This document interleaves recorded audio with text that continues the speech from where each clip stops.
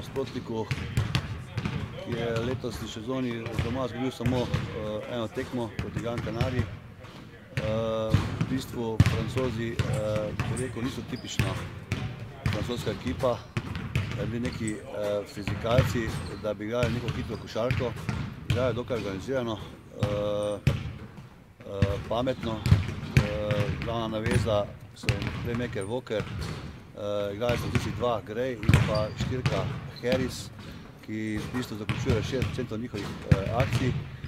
Najvišji igralec je visok 2,3 metra, se pravi tudi pod košem, nimajo neke ekstremne višine, ampak so izredno igrani, odlično igrajo tako v obrambi kot napadu, poznajo se zelo dobro, dolgo časa so skupaj, tako da odlična ekipa, kar ne pomeni, da mi gremo pač v Dijon nekako z belo zastavo. Mi bomo skušali pač odigrati in se postaviti proti njim z določenimi stvarmi in pa predvsem tujemo eno samo željo, da zmagamo in da ostanemo v igri.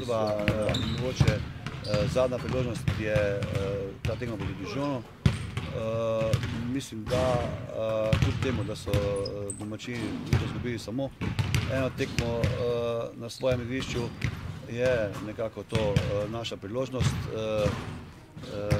Dijon je ekipa, ki ni tipično francoska, ki ne goji pač to hitro košarko oziroma niso neki veliki fizikalci, kljub pod košem nimajo neke prednosti v višini.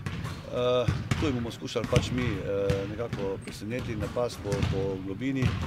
Ne bomo se spuščali neko divjanje z njimi, ampak